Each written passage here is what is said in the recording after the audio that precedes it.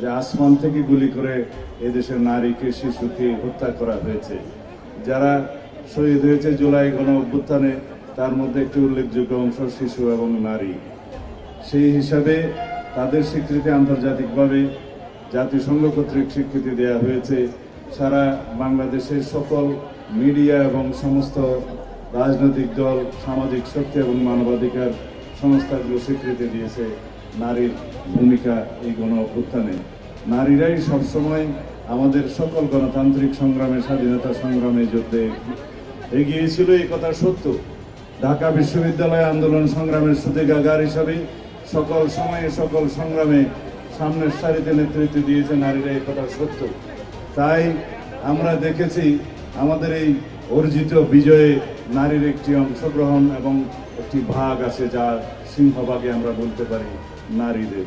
তাই আমরা আমাদের দলের পক্ষ থেকে অনেক আগেই আমাদের 31 দফা সংস্কার প্রস্তাব প্রণয়ন করেছিলাম, প্রদান করেছিলাম প্রস্তাব আকারে জাতির সামনে।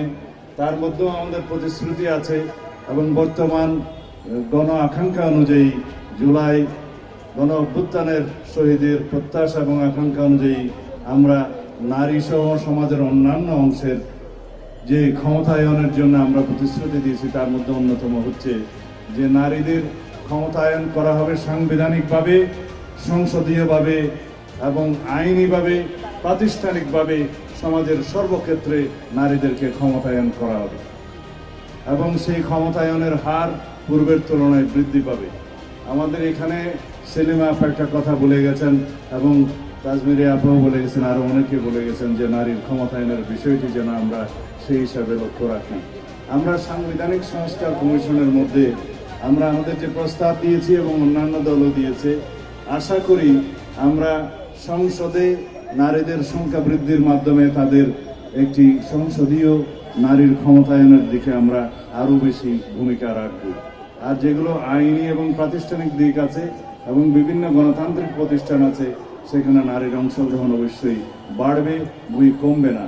যে দেশের এবং সারা বিশ্বের অর্ধেক জনসংখ্যা নারী, সেই নারীদের সমৃদ্ধি এবং অগ্রগতিকে যত বেশি আমরা এগিয়ে নিয়ে যাব, সারা বিশ্ব এবং দেশ সেই হিসাবে এগিয়ে যাবে এবং এটা আমাদের অবশ্যই কর্তব্য। এখানে কোনো বৈষম্যের কোনো স্বীকৃতি আমরা কখনোই দেব না। বর্তমানে বাংলাদেশে নারী এবং শিশুদের প্রতি সহিংসতা, নিপীড়ন যে পরিমাণে বৃদ্ধি পাচ্ছে, সেটা অনেক উদ্বেগজনক।